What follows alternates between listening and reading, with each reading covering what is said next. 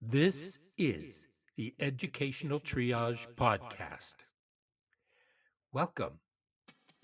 We invite you to come along with us on an exploration of interviews, issues, and other exciting and relevant topics in education, especially alternative education. They say alternative education is a laboratory for mainstream education. Why? Well, join us every week and listen in as Philip Summers Aloha. and I, Tony Hunt, jump in feet first to discuss issues that may affect our classes, students, communities, as well as our teaching. Please subscribe if you enjoy and find relevance in what you experience here. And if you haven't left a quick review, please do. We appreciate your candor and insights so we can improve as we move forward. Now, let's see what's on board today. And hello, everybody. This is Tony. Welcome to Educational Triage. And we are also joined with our fan favorite, Philip. Hey, Philip. Aloha. And Philip, we are talking about something fascinating and intriguing, and it's something that people like to talk about, but then they kind of let it go, but then they talk about it some more. And That's true. I keep hearing, and they keep saying, hey, why don't schools start X, Y, and Z? And that is I got a good vocational idea. education. They say, I got a good idea. Why don't they do this? And I think that we've talked a lot about the enjoyment of community in the schools. Mhm. And that's what happens with vocational education as we are going to be looking at it today. Yeah. And looking at how well how well different communities have been able to build successful programs in schools, and if not communities, Right. within themselves of voc ed, and what some of the attributes are, and also what some of the end results are. So, should we tuck in and get going? Yeah, we should. Let's do it. Okay. So, first of all, what is vocational ed? I didn't have vocational ed in any of my schools growing up. I think at least Good not shop. at the secondary level. Okay, shop. Good. Tell me Good. more. Well, I remember in our junior high, we had shop, of which I did not take it. But there was metal shop and there was wood shop. Was there right. auto? There was, I was going to say, take that back. There was auto shop and secondary. And it was a good one. And I didn't take that either, but I wish I did, because back in the day, they were working on some pretty good cars, muscle cars. And that was across the street. That was back in my high school. And at the high school, the alternative high school I was associated with, they had one that's still pretty much good and around. So they have auto shops. And I guess you could call that vocational, because shop is vocational, yes? Right. Yeah, Shop teachers of America, please say yes. Thank you. So yeah, that would be it. Oh shoot. What about home ec? Culinary. Home ec would that be vocational though? Why not? It gives you an advantage for cooking. It would be. So if you wanted to go into school and learn culinary how to cook, would definitely be vocational for sure. Right. The culinary, because I did a guest gig at, and I will do one in a couple of weeks at that culinary place, and it's got a wonderful kitchen. I'm really impressed with that place. Oh, cool! But you also learn how to do sewing. Yes, that's right. They did that. Which is a real practical application that most people don't know how to do. It's theater. Is theater kind of vocational? That's okay. That's going to be something that's a little in the weeds. It might be a little in the weeds. Yeah. Well, the reason why I say that, the performing arts, sure, there are vocational schools that will teach the performing arts. And while there's nothing wrong with that, we see more universities and colleges starting to cut the liberal arts. Oh, yeah. Well, that's so they're starting too. Right. And they're starting to cut out the arts programs. They're starting to cut out the English programs, theater, because they're not money makers, because people aren't going in there, because the chances of them being able to leave with a, let's put it this way, the average salary of somebody who graduates with a liberal arts degree in, say, English or art or music, theater, is between 30 and 40,000 a year after 5 years. Yeah. And somebody who graduates with a more practical degree, and by practical, I mean something that has an application that is readily available and useful on the business end, be it a vocational skill like plumbing, or maybe it is, I'm trying to think of business accounting, right? All of that, marketing. Within first 5 years, they are.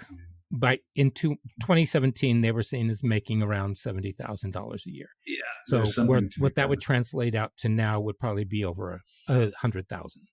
Yeah. Don't be a philosophy major. Then you'll just say, "Why do you want fries with that?" Right. Right. That's so wrong. It's true though. English major. So people are. I mean, if your family has money, then yeah, maybe. No. I don't know. I don't know how else to put it, but you really do want to. We want our students to be successful, and we want them to follow their dreams. And sometimes their dreams need to be a side gig. And I'm not trying to. Well, that's true. That's true. My oldest son's degree was in anthropology, but he's a businessman. That's a side gig. Well, but look, I mean, Gil Gerard, who we all knew as Buck Rogers in the 21st century, back in the 70s and 80s, he was a school teacher. Aretha Franklin was a school teacher. God bless her. And, they did all these things, and they were able to break out, but they had their gig, and they knew what they were doing.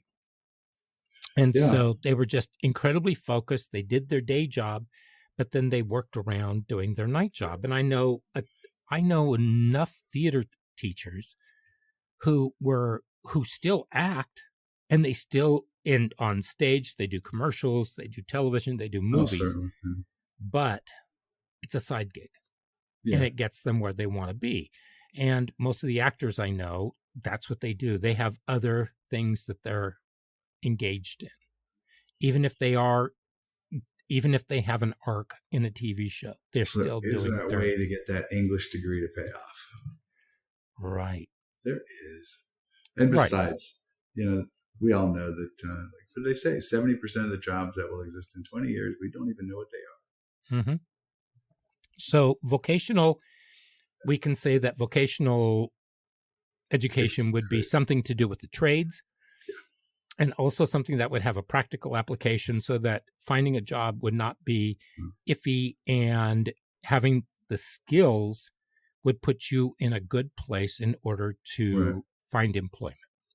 And that seems to be one of the more immediate, for lack of a better word, because that's not a good word for it, but more direct ways of obtaining an excellent way of making a living. And that's not new. That's been a way of making immediate way of living, better way of living, for a long time. The trades, that one can advocate for being an electrician, a plumber, lower levels of engineering, all kinds of different things like that. I was a paramedic, for example, which was a decent living. Being a firefighter is a much better living, we find out. Those of you just being a private paramedic, don't go there. I don't think you can do it anymore, but maybe. Anyway, there's better ways to do it, that you don't have to have a college degree to make an excellent living. It's a trade. You can schedule your own jobs. You do have to go through the business side of it, but that's okay too. Right. But I think that with a teacher shortage, you don't even have to have a college degree in order to be a teacher anymore. That's also becoming something, but that's also sort of blurring a line that used to be professional versus non-professional trades, things like Paraprofessional. that. Yeah, that's interesting too. Mm-hmm. When I was talking about that, that line, there was, for lack of a better word, white collar, blue collar. That's Mm-hmm. sort of a classist way to put it, and I think it's outdated. But and that's been an interesting divide. We were talking earlier about, say, the differences in blue collar, white collar. It's been sort of, have you been to college, or have you been to school, or haven't you been? Right.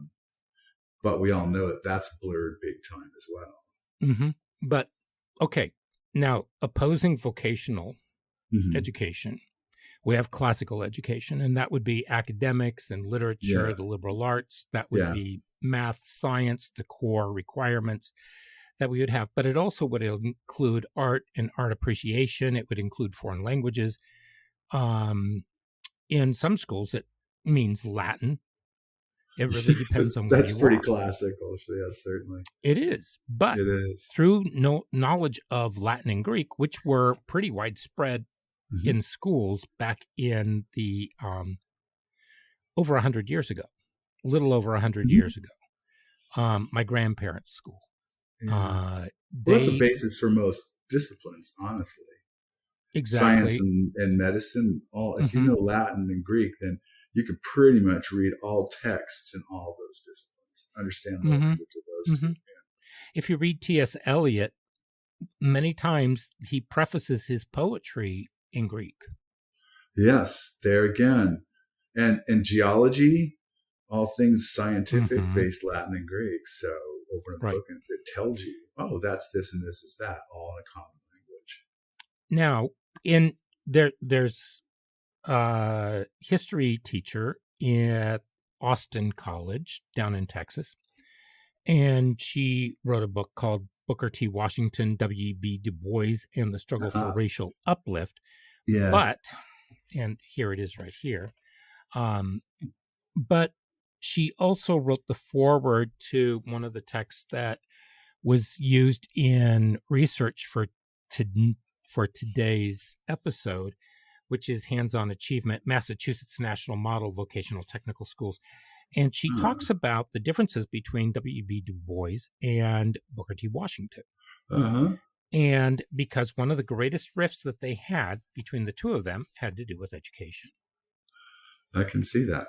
Because Booker T. Washington, he grew up in poverty, and there was no school for him, and he was in the South, and he found a reader, and he taught, or a spelling book or something, and he was able to teach himself how to read. And W.E.B. Du Bois, he grew up in a free family in Massachusetts, and so he went to regular school with white kids, and so he had a regular education.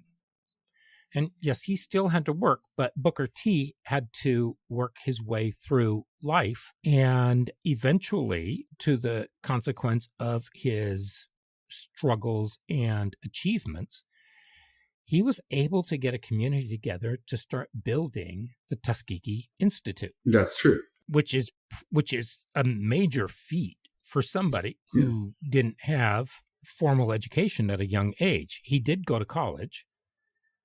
But he did. He eventually got into the education pipeline and became very educated himself. Right. He went to Hampton. He was also very innovative. He used the resources that he had. So he knew where he was and went, hey, I want to bring education to the people of Tuskegee, Alabama, and the areas of the South. Yeah. And he knew how to do it. He used what he had for sure.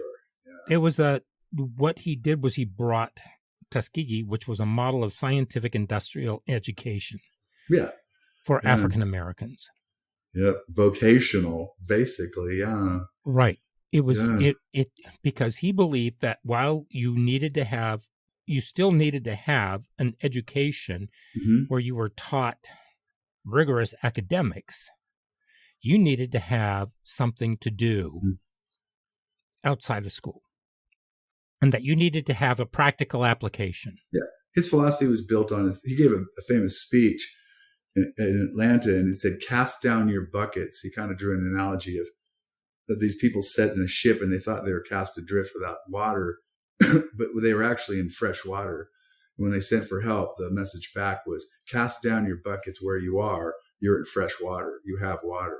And his message to the people of, Atlanta were, cast down your buckets where you are. Seek where you are for your relief. Don't look anywhere else.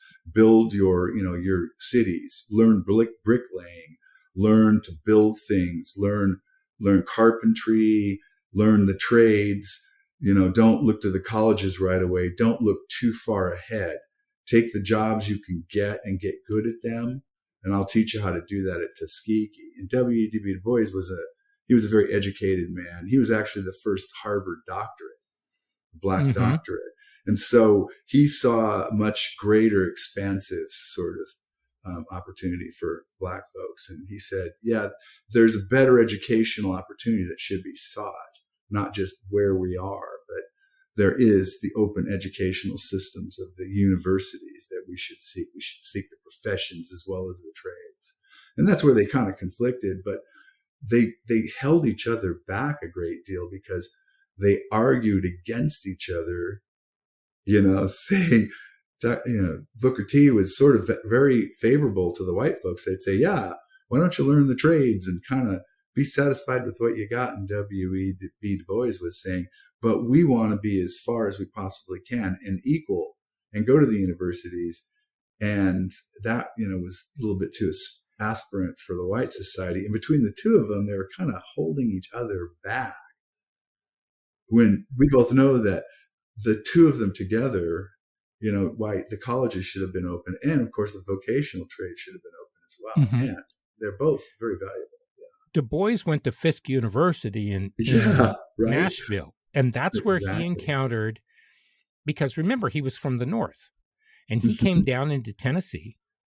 And that's when he started to realize that there was a real racial struggle for them. And he started experiencing all of this that he had not experienced before in his life.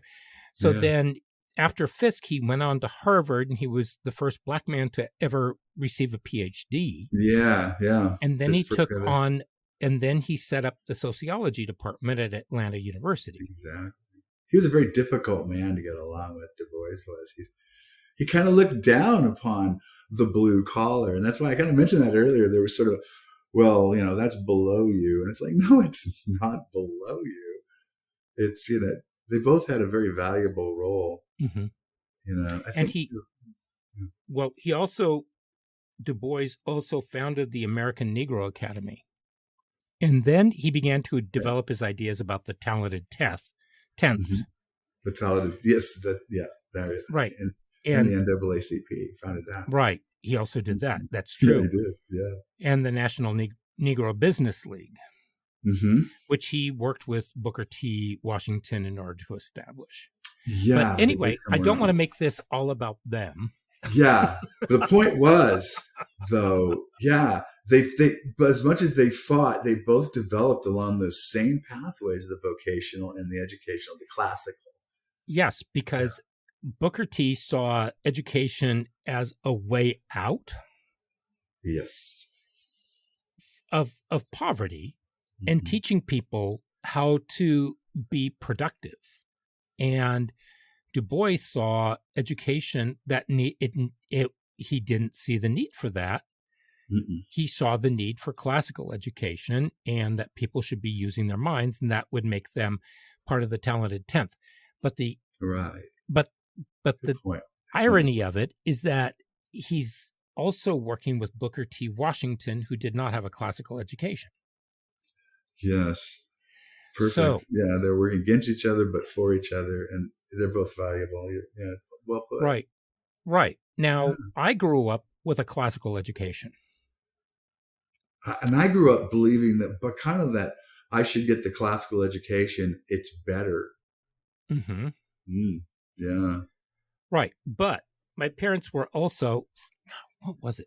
Somebody in my family said, you know what? I kind of feel like we were blue collar blue bloods because our parents were so we have a history in our family of literature and art and writing and all these other things. And yeah, there's blue blood in our family a long time ago. But by the same token, we've taken on things that we like getting our hands dirty and we like doing these things. So we kind of have the best of both worlds. My parents didn't want us to grow up thinking that we were better than anybody, and we never were. And so we got our hands dirty. We got down in the dirt. We did regular labor jobs when we were in high school during the summer. We just took on whatever kind of work we could. If it meant picking berries or working out in the field or doing whatever, we did it. So it's odd that there would not be a compromise on this issue between the two of them. So anyway, for those of you interested, I have put the links to both of those books down in the show notes. It is an interesting middle class value, isn't it? It kind of is. It really is, isn't it? Yeah, I had the same kind of thing, and neither one of my parents came from a lot of wealth. It wasn't like they came from royalty, but they had that same sort of, attitude. Yeah. Right. So, anyway, okay, now there you go. So getting back to Voc-Ed. Yeah. Still getting back to what we're talking about, Voc-Ed, and getting out a little bit more history. We used to have these things in schools, and then they slowly started going away because around 1985, I think it was, 83, 85, there was a publication of A Nation at Risk. And all of a sudden, people just started going, And that was where people started signing up to teach again. Because remember, if you remember our other episode that we talked about how teachers, it was popular, then it wasn't popular to be a teacher. And it comes in waves. And right now, it doesn't seem it feels like there's a drought. And unless there's a torrential rain pour like there is in California, it may be years to recover. And how it recovers, Lord knows. But they started pulling funding from vocational education. Yeah. And since then, there's been a large decrease in funding. And if you've noticed that the shop classes were starting to go away. And I noticed the wood shop and other classes were taken out. They were talking about pulling the music classes, orchestras being pulled, art classes were being trimmed in the art departments. And the question was, why? Well, because they felt and believed that the students needed to be working on their core academics. Well, at first, in this state of Oregon, I can at least attest to this, they did it for budget cuts. And they would consolidate programs or make things smaller. Like at first, every school had an orchestra. They would make like a bus in two schools. They'd consolidate it, and then like the bus would take kids to another school, and like one school, and then the kids that went to the other school, they take a bus, or they'd have the parents meet before school, and then they just get rid of the program, and it was a budget thing. And then when it started to be kind of a academic thing is when the standards started hitting, and that was in 2000s. So it was like the 80s, kind of in the 90s, late 80s and through the 90s, it was budgets. And in the 2000s, it was the curriculum based toward academics that got rid of anything that was left that was fun, basically, and everything became academic. Right. And since recent times, there's been a huge decrease in funding until CTE and STEM programs began to find their way back into the system. Yes, you're right. That's true. Yeah. And they're not testable. How do you test the arts? And so they want the students, because one of the problems that schools are having is testing, and so they feel like they need to cram even more time down students' throats rather than give them the free time to actually process the information that they've been asked to digest. And they need to have these other things as just an outlet. So when we look at SEL, we need to bring back the arts. We need to bring back PE and recess, et cetera, et cetera, et cetera. And that way there's just more communal nature to those things that helps with that. And then also with Voc Ed, you tend to work with other people and as a team, and you kind of cheer each other on. Is that not correct? Oh, well, absolutely. You're doing a process, you're doing a thing. And so you're not, well, it takes focus. It takes, I'm making a project, I'm creating something, and that takes a focus and a craft, and it's an outlet, and it's not just writing on paper again and again. That's two-dimensional, very two-dimensional. I mean, think about the activity of doing woodshop versus the two-dimensional paper and pen again and again every class. And it has relevance, and there is a definitive product at the end. And and absolutely, it's not just a paper. There's a definitive product. I mean, how many times or how many ways can you dress up the paper? How many folders can you put on it? It's still it's a paper. Right. And I remember that. When I took home the art, it's like, wow, I made this. Oh, I made that. It may have been crappy, but I made it. Some of it I kept. It's actually a lot more. It's actually a lot more exciting. It is. When, let's say that somebody comes over to your house and your parents say, "Do you want to see the birdhouse that Billy built?" And they show it. And while it may look as though it had gone through some sort of Tim Burton-esque generation. That's true. Where it's lopsided and everything, they can ooh and ah on it, and you can create whatever stories you want on it. It's a lot better than, do you want to see the A paper that Billy wrote? That's true. No one pulls out that A paper 20 years later. You want to see that A paper that you wrote? No, here, check out what I made in high school 20 years ago. This is hilarious. Yes. Okay. But the need for academic core subjects, the need for STEM, and the need to achieve a certain level of testing, that's what's been driving the schools lately. It has been, yeah. And it has nothing to do with the students. It has to do with the pressure from politics, the pressure from funding. It's perceptual. It's not real. I know this to be true. I've done the research. I worked with the kids.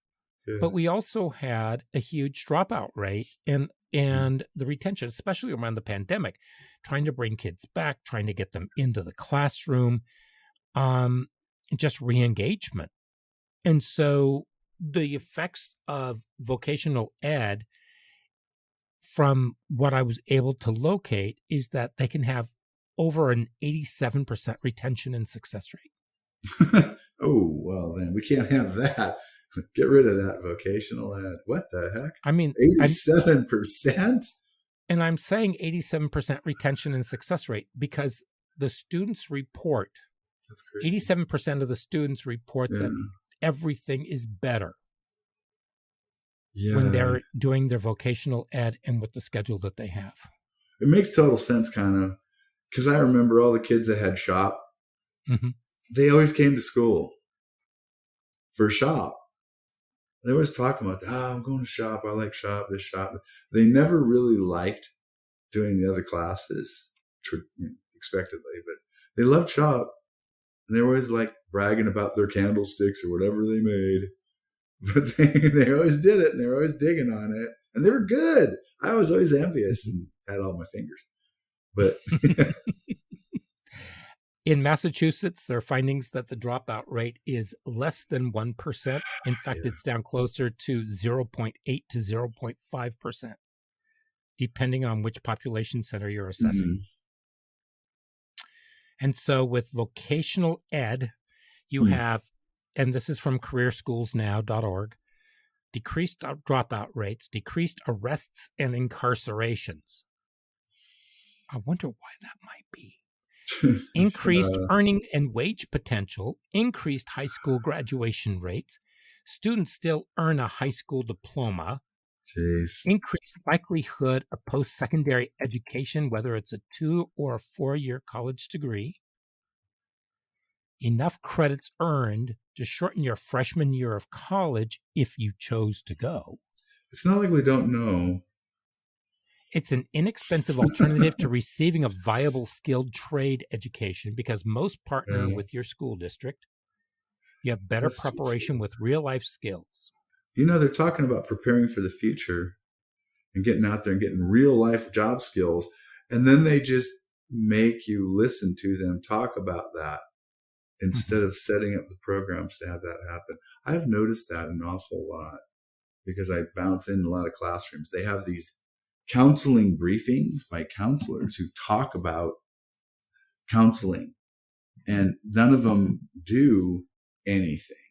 They just talk about what they're going to talk about, kind of, well, next year we're going to do this or that. And then I've been around enough of the times to have them be the next year, and they just talk about the next year, but they never do it. And I think to myself, wait a minute, this is interesting. And now I know what it is. There's no programs like the ones we're talking about set up to do what they're talking about doing next year. It's kind of like they're chasing vapor. It's interesting. And when we're talking about how effective that is, 87%. If they would just start doing this sort of thing, the vocational connections, and putting in programs like SHOP instead of pushing the testing and rushing around trying to cram the testing into those little nooks and crannies in the schedules they can, which is what I'm seeing them do. They're really still on the academic. And a lot of them don't know that it doesn't count anymore. That's the interesting thing. It really doesn't. Like in the state that I work in up here north of Oregon, it doesn't count for graduation requirements in some cases, but they're still testing and the teachers don't know that. And I know that. And I just moved up here. I found that out. And it's like, oh, we don't know that. And I don't say anything because I'm not part of the staff and I don't want to put like a stink bomb in the corner. It's like, did you know that that's not, I'm not going to say anything. It's because it's not communicated. It's not that people they're keeping it a secret. It's just not communicated that is no longer a requirement. It's like, oh my goodness. Okay. For the graduation. I'll tell you this. I know enough people who graduated from high school and then have a friend. I've mentioned him before. He was the first in his family to graduate from university. And he said, my son will graduate from college. And I said, what if he doesn't want to go? He said, that's not an option. I said, why not? Your son doesn't seem to be all that interested in academics.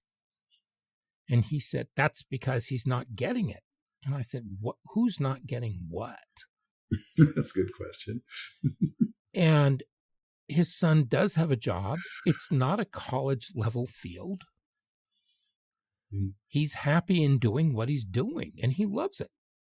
And that's what's important. If he decides that he wants to go to university or he wants to go to trade school or whatever, he's perfectly welcome to do that. Nobody's saying you can't. Sometimes, Portland State University, what's the average age there? 27. Wow. And maybe it's getting higher. I don't know. But if you can, and that was 30, 40 years ago, that was the average age. Those are the people who, for whatever reason, were not able to go to school or didn't want to go to school or saw no value in getting another education beyond their secondary. Or didn't need it. You get to a point where you go, well, I want to do this career path and I need a couple of credits or I need a couple of years of college to do it. And I'm going to do it now. Right. Or maybe they just didn't have money or they weren't sure what they wanted to do. And people still say, well, they should have gone to community college. It's like, why spend money when you don't need to? Yeah, unless you have a purpose, there's no need to go. Yeah. And we keep telling kids, oh, good. So this is what you're going to do with your life. Did you know you were going to be a teacher when you were in high school? Absolutely not. No clue. So what did you go to college thinking that you were going to get a degree in? A teacher. absolutely. I knew I was going to be a teacher because I went when And I was what did you go to 27. college? How old were you? 27. Oh, wow. Okay. Yeah. And so what did you do when you graduated? I mean, what was your first occupation? Well, I became a paramedic. I started that when I was 22, 23. So you No, didn't want to 22. go to college and you didn't really have any direction Right. in your life. Is that So I right? didn't go to college. Yeah. Am I I did. making the right assumption? Yeah. I didn't go to college. I didn't know what I wanted to do. So I did not go to college until I was like 23. So you just worked. Yes. Yep. I Yeah, worked. right. And Yeah. so there are so many of our students who are like that, though. Yeah. I would And have gone. I was accepted at Oregon, but I did not go. I mhm, just didn't go, which is a good thing.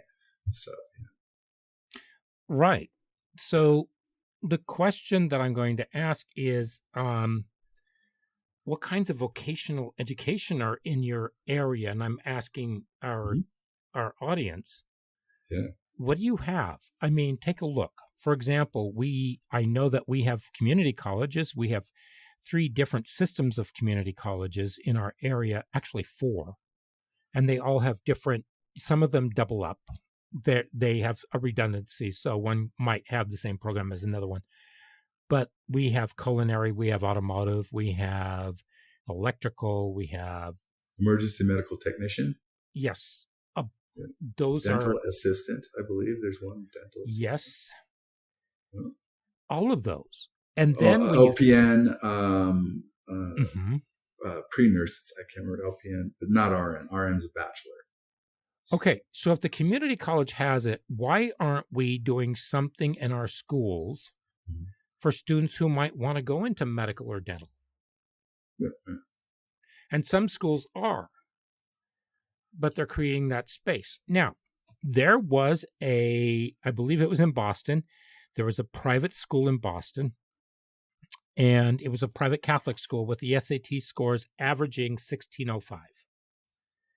And they were losing money because as there is more of a dearth of people going into the priesthood or into the convent and taking their vows, a lot has to do with the scandals, etc. They're now giving way to lay teachers. And so as a result, instead of not having to pay the tuition in order to sustain all the materials and having some of the money's going into paying the staff who are taken care of by the archdiocese, now you have to pay a living wage for all the teachers plus your benefits.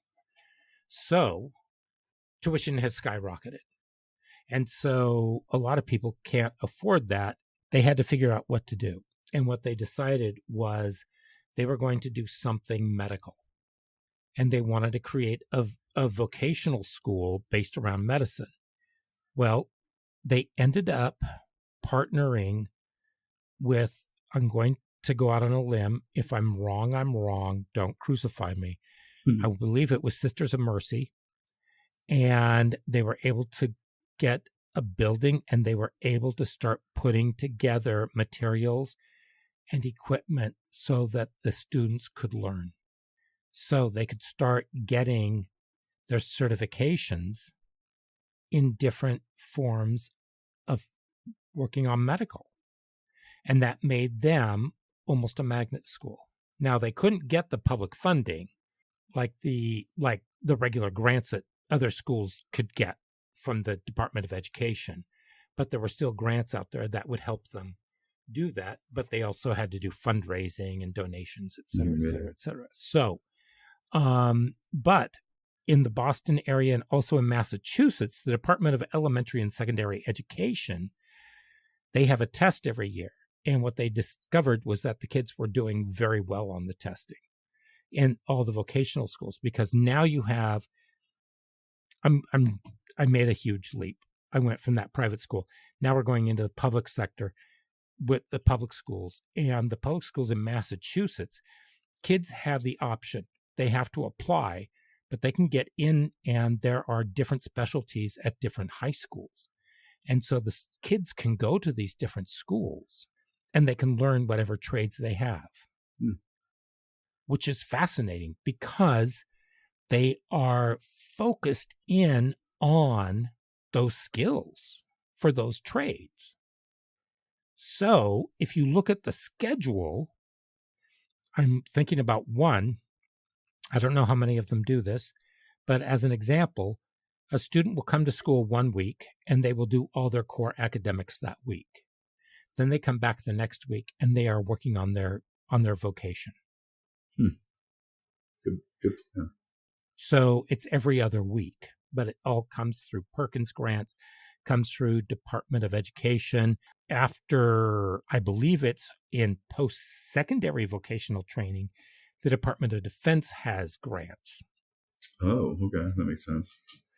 And that is through the Workforce Innovation and Opportunity Act. You have the Perkins grants, you have financial aid, Department of Defense grants, private funding, because if you work with the community, you can usually get something going and then they will invest in it, especially if they are an industry that's getting something.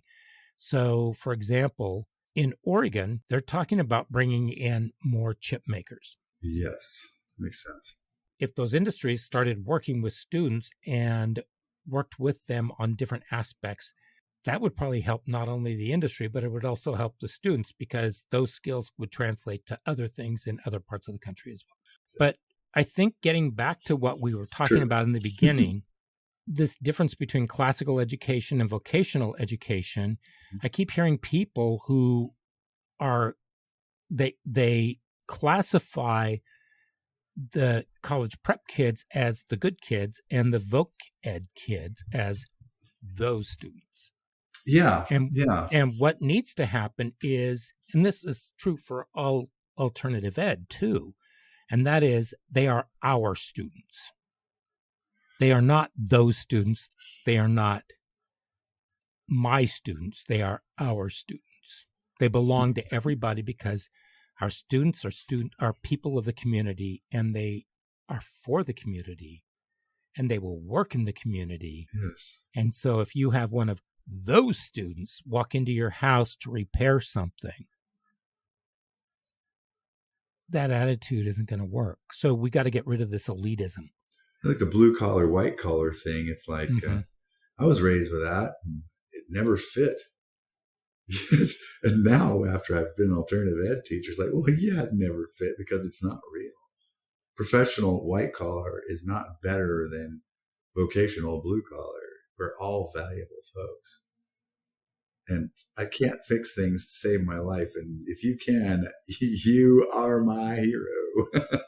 But there are many people with advanced degrees who are in blue collar jobs by choice. That too. And I would, by choice. I happen to do stuff that, well, it's not even that. Yeah, by choice. It's like they can do it, so they do it for money. I can't do it. I can't do it for money, for sure. Yeah, it's for sure. It's just not even a class or a box or a way of doing anything, or, seeing anything. It's a valid way of making money. And you really should read this book. I mean, it's got case study after case study after case study. It's really interesting. Or you can go onto the Pioneer Institute website. It's out of Boston. They have some podcasts and they have some other information. But what is telling to me is the fact that it is serving the community. It's serving the students. It's serving the families. The kids are far more likely to go on to further their education after high school than not. They have a future. They can start earning money once they graduate because they have the skills and the industry is there waiting for them. So they come job ready. So how do you help your community? You help your community by helping those in there do better. You allow them to succeed. You allow them to gain a foothold, even if it's not something that they're going to do, because people change careers 2 to 4 times in their life. You're giving them the opportunity to start making money so that they can figure out what it is that they want to do without having a vacant bank account and they have more resources in order to live. And they can contribute. And they're good jobs. Yeah. Yeah. They don't have to get a second cruddy job. Exactly. And I keep reading about people who do that. Yeah. So, and these are things that they want to do. And maybe they find out once they get out there that they don't want to do those things. Well, they still have those skills and they can still use them. But now they have a better idea of what it is that they do want to do. So like you, Philip, you had no clue what you wanted to do when you graduated. Mm-mm. I had a professor in junior college. He said, he loved the older students that came through junior college. He said, because you guys have been out there and had all those really bad jobs and you never want to have them again. You're very motivated. Exactly. Now, had I been able to do shop class and learn more, I probably would have been more adept at taking care of other things that I wanted to do on the side, like take care of my car, maybe build things. Cause I kind of like to do that stuff, but I don't have those skills. And so they're out of my purview. So, it would have been handy. It would have been. But there was that stigma put on it, that that's for the kids who just can't do the work, the smokers and stuff. It wasn't. Mm-hmm. They just didn't want to. They're kind of true to their soul. Now, let's see. The vast majority of American students still take at least one vocational course during high school. 50% take the equivalent of one full course each year. And it contradicts the mainstream image of vocational study as an alternative track. I don't think it's a track because I don't think there's enough opportunities for it to be taken to be a track per se. Right. But if you think about the different kinds of schools that there are, I mean, I know that Boeing has its own high school. Now that's an exception. Up in Everett, Washington, and it provides them with really good background in mathematics, but it's also there for engineering. Which are big-time STEM subjects. So. Right. I'm looking here, and a new vocational high school called City Polytechnic High School will allow students to take college courses while still in high school. Mm-hmm. City Poly is the first to offer programs in technical fields. They'll graduate in 5 years instead of 4 with the usual high school diploma and an associate's degree. Bingo. We talked about that. We like that idea. Right. Aviation High School, founded in 1925. It's known for supplying 12% of all the workers on aircraft worldwide and sending several graduates to high-level engineering programs such as Columbia School of Engineering and Applied Science and Massachusetts Institute of Technology. Ooh. Now that is what you call a good degree. Mm-hmm. High School of Art and Design, founded in 1936. Had Tony Bennett, Lenny White, Tom Saito, and several others. There's the Urban Assembly New York Harbor School, founded in 2003, known for being the first non-military U.S. organization to be housed on Governor's Island in New York City Harbor since the Lenape. The school is also known for sending graduates to Cornell and other prestigious schools, in addition to supplying well-trained workers on New York City's 600-mile waterfront. It has the second certified scuba training program in a high school in the U.S. Oh, that's interesting. Teaching divers. So how many? Well, I know that Portland Community College has a marine welding program and underwater welding. Ah. Those pay so well. They do. They do. I knew a salvage diver. He's also a Navy EOD guy, too. So we are running out of time. Gosh, okay. I think we were able to cover a lot. Yeah, that's a lot. I say yay to Voc. I mean, everybody should have someplace to land. And opportunities should be offered. They should. And if people want to go to university, they can go to university. If they want to go, if we can provide them with the skills, because isn't that what we're supposed to be doing, is creating a productive and reliable society and citizens. There we go. Yes, we are. And to help everyone achieve their potential at the moment they are in their life. So there might be blowback because people don't like this non-cookie cutter kind of environment. Yeah. Well, but those are the people that I worry about because they can't see beyond their nose. Yeah. And life's moving forward, whether their nose is in it or not. So. Exactly. Yeah. Okay. And it's been good times. On that note, Philip, I will wish you adieu. And you as well. Aloha. Thank you. And to our listeners, please remember to hit that subscribe button. Make sure that you send us a review. Give us a comment. Send us an email, educationaltriage@gmail.com. And we will see you next week. And until then, adios.